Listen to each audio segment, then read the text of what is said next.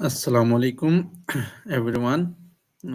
This is Bilal Technology Wala here once again with another interesting topic, understanding emotional intelligence, what it is and why it matters.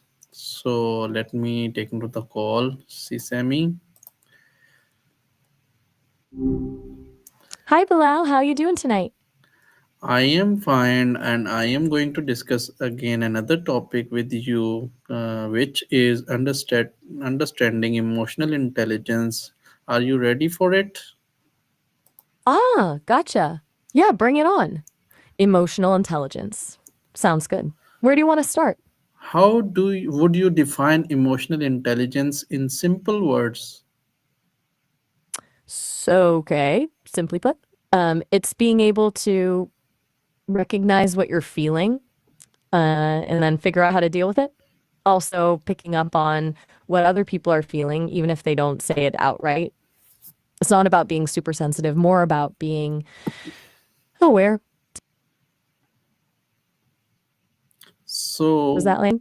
what do you think emotional intelligence is important in daily life? Honestly, huge. Like way bigger than people realize. It affects everything from how well you work with others to how you handle stress. If you can understand your own reactions, you're less likely to freak out over small stuff. And if you can read a room, you avoid a lot of awkwardness. Or worse, it just makes navigating life a whole lot smoother. What about you? Where do you see it playing a role in your day to day? It quite plays a vital role. So, what are the main components of emotional intelligence and how do they work together? Give example also. All right, so most frameworks break it down into five things. There's self awareness, knowing your own emotions, self regulation, managing those emotions, motivation, using them to drive you, empathy, understanding others' emotions, and social skills, using that understanding to connect with people. They all kind of build on each other.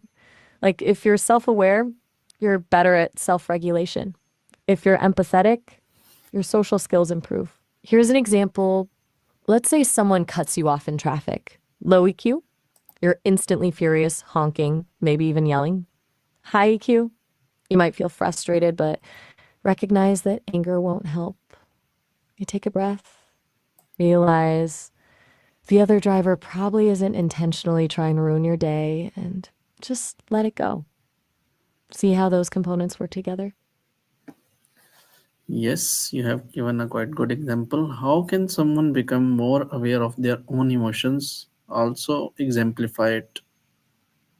Okay, so becoming more self aware takes work, but it's doable. Just like building a muscle. Start with just pausing, like genuinely pausing throughout the day and asking yourself, what am I feeling right now? Don't judge it, just name it. I'm feeling stressed. I'm feeling irritated. Journaling helps too. Write down what happened and how you reacted, and then dig into why you reacted that way. Here's an example. You get a critical comment on one of your live streams. Your first reaction is to feel defensive, maybe even angry. Instead of immediately firing back, you pause. You recognize, okay, I'm feeling defensive because I put a lot of effort into this and it feels like my work is being dismissed. That pause and labeling is key. Then you can decide how to respond rationally instead of emotionally. It's about creating space between the trigger and your reaction. Does that make sense? That's the key point. So, what role does self regulation play in emotional intelligence? With example. Self regulation is basically taking that awareness and doing something constructive with it. It's not about suppressing your emotions, that's unhealthy. It's about managing them so they don't control you. Think of it like this: you feel anger, but you don't have to act on it destructively. It's the difference between yelling at someone and taking a deep breath and explaining your feelings calmly. Here's an example going back to your streams. Imagine a viewer is being purposefully disruptive, maybe dropping rude comments. Without self regulation, you might get flustered, lose your train of thought, and respond aggressively. With self regulation, you recognize the anger building, take a moment, maybe mute the user, and then address the situation professionally. It allows you to respond thoughtfully instead of reactively. It's about impulse control, really. So, why is empathy considered a core part of emotional intelligence? Give example.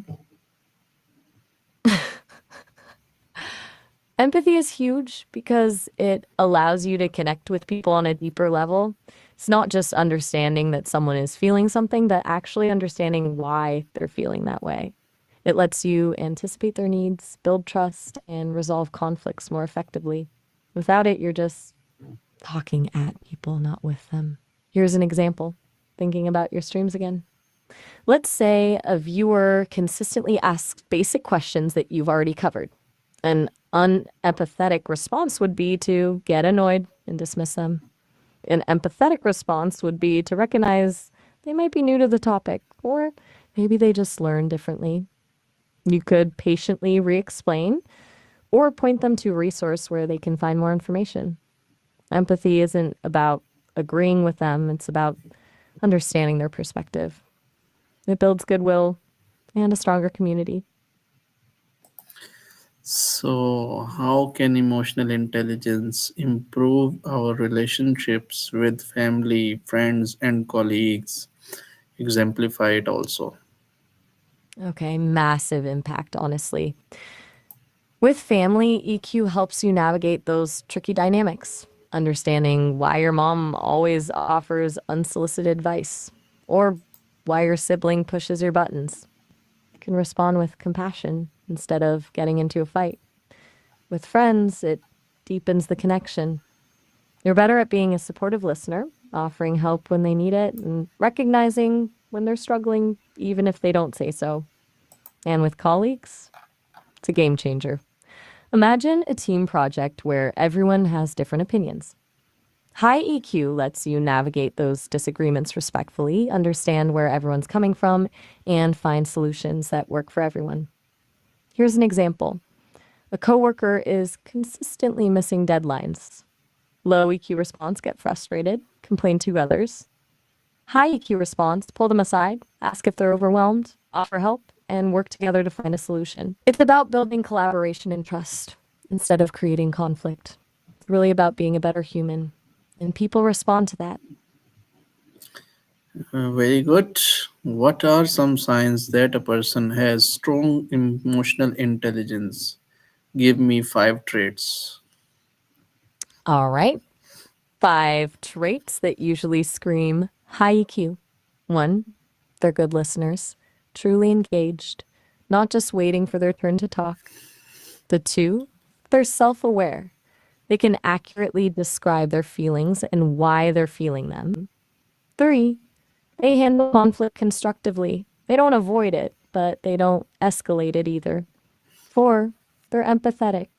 They can put themselves in other people's shoes and understand their perspectives. 5, they're resilient.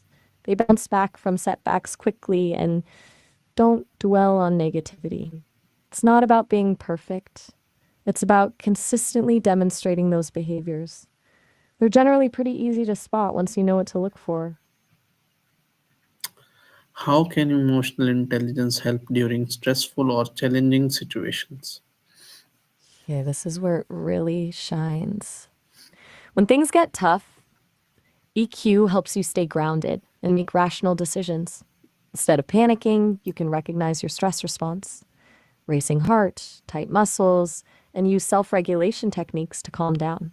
You can also use empathy to understand how others are affected by the situation, which helps you communicate more effectively and build support. It's about turning a potential meltdown into a manageable challenge. Here's an example. Let's say your stream suddenly crashes mid interview. Low EQ, you freak out, blame everyone, and potentially damage your reputation. High EQ, you acknowledge the frustration, quickly assess the situation, apologize to your viewers and guests, and work calmly to resolve the issue. You turn a negative into an opportunity to demonstrate professionalism and resilience. It's about not letting the situation control you, but taking control of the situation. Excellently replied, and this is the end of our today's discussion on emotional intelligence, and it was quite a good and thoughtful answers from your side. So see you soon. Till then, take care. Oh, all right. Glad I could help, Bilal. Anytime. Take it easy and yeah, see you soon. Still there? Just checking. Feel free to hit me up whenever you're up for another chat.